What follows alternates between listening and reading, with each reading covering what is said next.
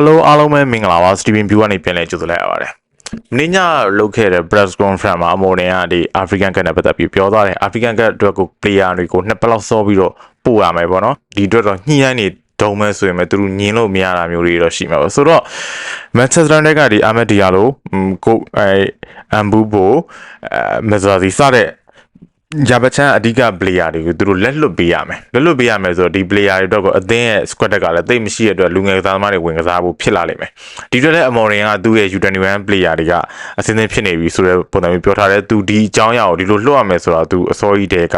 တည်တယ်ပေါ့အဲ့တော့ U21 ကဒီအတွက်ဖြစ်လာမယ်ဒီမဖြစ်မနေသုံးရမယ်ဆိုတာမျိုးမဟုတ်ပေမဲ့ဒီ player တွေက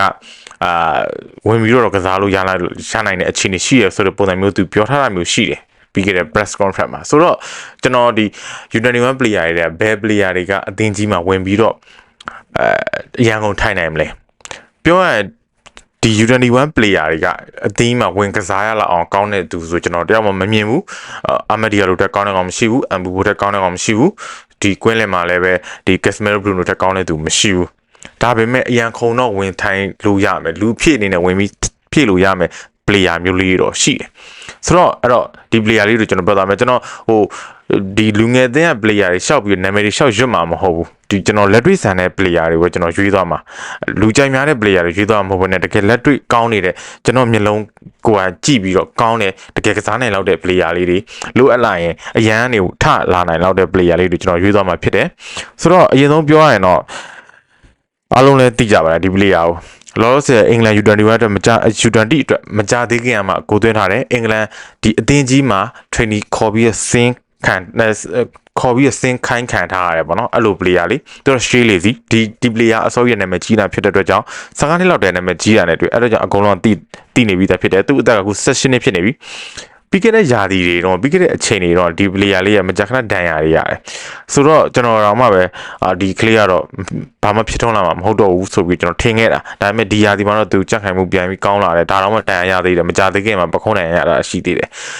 သူ့ရဲ့အဓိကပြဿနာကလည်းဒီရုပ်ပိုင်းဆိုင်ရာအရန်အားနေတယ်ဒီယာဒီမှာတော့သူတို့ U21 ကဒီအသင်းကြီးတွေနဲ့အသင်းကြီးဆိုလူကြီးအသင်းတွေနဲ့ကစားတာမျိုးလေးရှိတယ်အဲ့မှာတော့သူကောင်းကောင်းဝင်ပြီးတော့လှုပ်ရှားနိုင်ပါတယ်ကောင်းကောင်းကစားနိုင်ပါတယ်ဒီလူကြီးနဲ့ရှင်ကစားနိုင်တယ်သူ့ရဲ့အကောင်းဆုံးလက်နက်ကတော့ဒီ vision ကောင်းတယ်အမြင်ကောင်းတယ်ပေါ့နော်အမြင်ကောင်းတယ်ကိုဖန်နေမှုကောင်းတယ်ပြီးတော့ဒ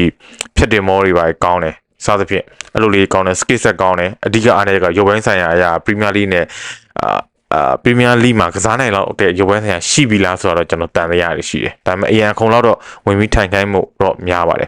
နောက်တစ်ယောက်ကတော့ကျွန်တော်ဒီကောင်လည်းပဲအကုန်လုံးတည်ပြီးသားချီရိုပြီးအာဆင်နယ်ပြောင်းလာတယ်လူငယ်အသင်းမှာကစားပြီးတော့မိနစ်ကပွဲထွက်ခွင့်ရတယ်ချီရိုပြီးဘာဖြစ်သွားပြီလဲအဆင်ပြေပါတော့မလား flop သွားပြီလားစသဖြင့်မေးတယ်သူ့အသက်ကမှ16ပဲရှိသေးတယ်ထားပါတော့18ပေါ့နောက်တစ်ချီကိုတစ်နှစ်တိုးလိုက်18ပေါ့ဆက်ရှင်တဲ့တယောက်နေကျွန်တော်ဘာမှမျှော်လင့်လို့မရဘူးလူတွေကဒီရမဲကြောင့်အကုန်လုံးငငယ်လေးနဲ့ကစားစီချင်ကြတာအဲ့လို player တွေကရန်ရှာပါတယ်ဆက်ရှင်နဲ့ဆိုပုံမှန်အရန်ကုန်ထိုင်ပဲအရန်ကုန်ထိုင် U21 မှာကစားတာမှအငှားထွက်ဒီလိုပဲဖြစ်တင်တာပဲအဲ့တော့ချီရိုဘီကလည်းငယ်သေးတယ်အဲ့တော့သူ U21 မှာဝင်ကစားတယ်အရန်ထဲမှာဝင်ကစားတယ်သူအတွေ့အကြုံတွေယူနေတော့မယ်ဒါပေမဲ့ဒီ Sesco ရဲ့နောက်မှာ backup အနေနဲ့သူအရန်ကုန်တော့လာပြီးထိုင်လို့ရတယ်အဲ့တော့အစင်တန်းတော့ရှိတယ်သူ့မှာ physical ဘန်းရုပ်ပိုင်းဆိုင်ရာကအစင်သင်ဖြစ်နေပြီ skill set လည်းအဆင်ပြေတယ်ဒီ striker နေရာမှာကိုမြသွင်းဖို့တော့သူပို့ပြီးတော့ဒီတင်ယူဖို့ပဲလိုနေသေးတာအရန်ငယ်နေသေးတာပဲရှိတာဆိုတော့ကျွန်တော်ချီရိုဘီလေးနဲ့အရန်ကုန်ဝင်ထိုင်လို့ရတယ်လို့ထင်တယ်နောက်တစ်ယောက်ကတော့ဒါကတော့ကျွန်တော်တို့ရဲ့ Gunner player ကြီးDarren Fletcher ရဲ့တာနှစ်ယောက်ထဲကတယောက် Jeff Fletcher ပေါ့နော်မနစ်ကဖြစ်လိမ့်မယ်ဒီ Darren Fletcher ရဲ့တာနှစ်ယောက်ဖြစ်တဲ့ Jeff Fletcher နဲ့ Tyler Fletcher တို့က Manchester City Academy ကနေ Manchester United ကိုရောက်လာတယ် Jeff Fletcher တော့ပို့ပြီးတော့ထူးချွန်တယ်လို့ပြောကြတယ်မနစ်ကတည်းကသူ့ကိုရုပ်ပိုင်းဆိုင်ရာအစင်းပြင်ထားနောက်ရသည်မှာမင်းကစားခွင့်ရမယ်ဆိုပြီးတော့သူ့ကိုလမ်းညွှန်မှုလေးတွေရှိတယ်လို့ကျွန်တော်သိရတယ်ဆိုတော့သူခုရသည်မှာဒီရုပ်ပိုင်းဆိုင်ရာ physical ရတောင်းလာပြီးတော့ဒီနှစ်မှာဆိုရင်သူ့ကိုဒီ level တွေဝင်ပြီးကစားခိုင်းတာမျိုးရှိရဒီ defensive contribution ကောင်းအောင်ပေါ့နော်ဒီခန်းစစ်ကစားမှုကောင်း level တွေဝင်ကစားခိုင်းတဲ့တခါလေး defensive midfield ကစားခိုင်းတယ်အဲ့လိုလေးကစားခိုင်းတယ်ခုဆိုရင်တော့ကိုဝီမင်းနူးဒဏ်ရတဲ့အချိန်မှာသူအရန်ခုံဝင်ထိုင်းနိုင်နေပြီဆိုတော့သူကတော့အရန်ခုံတက်ကိုအစင်ဖြစ်နေပြီလို့ပြောလို့ရတယ်ဒီထဲမှာနံပါတ်1ဆိုသူ့ကိုတော့ရွေးလို့ရလိမ့်မယ်နဲ့တူတယ်လောဆယ်ဟိုကတော့အရန်ခုံထိုင်းနေပြီဆိုတော့လေ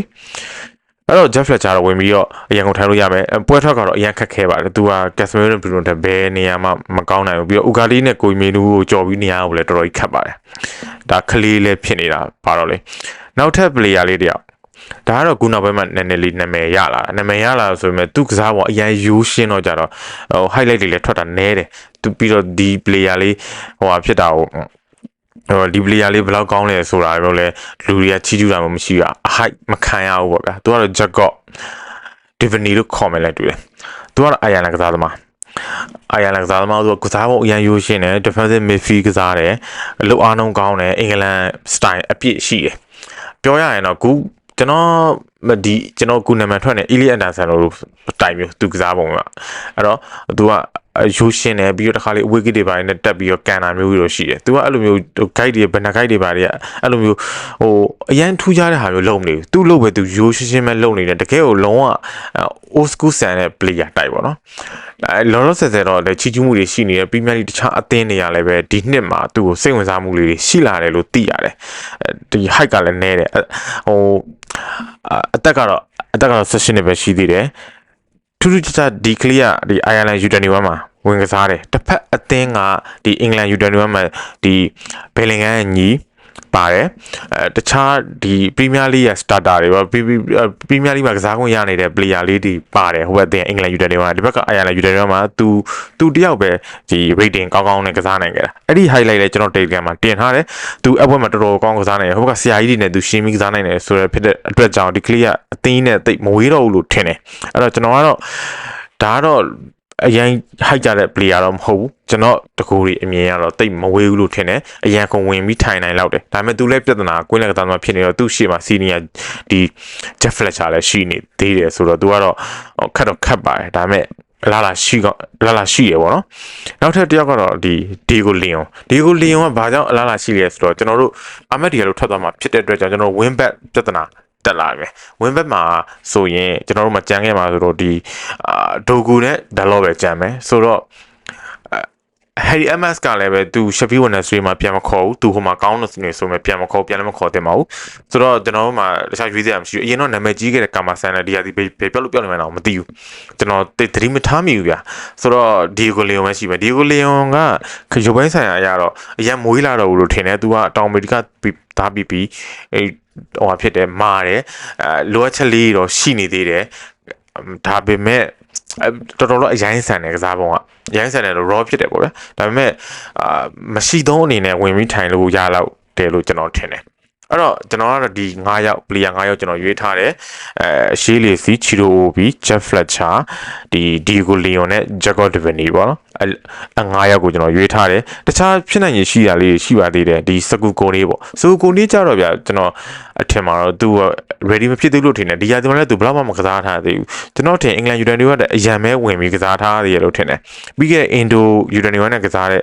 U23 လားအဲ့ဒါနဲ့ကစားတဲ့ပွဲတော့ကျွန်တော်ထင်မတတ်ဘူးပေါ့နော်ဒါအရှိတောင်အရှာအသင်းဆိုတော့ပြီးတော့ physical ဘိုင်းရဒီရုပ်ပိုင်းဆိုင်ဘိုင်းရတော့စကူကိုနေကလိုအပ်ချက်တွေအများကြီးရှိနေသေးလို့ထင်တယ်နောက်ထပ်ဒီကာမာဆန်တို့ပြီးတော့မန်တာတိုတို့ဘာလို့ဆိုတာအရန်ကလေးပဲရှိသေးတယ်မန်တာတိုကဒီ group ကျွန်တော်ပြောခဲ့တဲ့သူတွေလည်းရှင်ဂျူနီယာကြတယ်ဆိုတော့မဖြစ်နိုင်ဘူးလို့ထင်တယ်ကျွန်တော်ကတော့ဒီ player တွေဖြစ်နိုင်တယ်လို့ပဲထင်တယ် BNK တို့ဆိုတာလည်းလူကောင်ရမ်းသေးတယ်ဆိုတော့ဒီတန်းန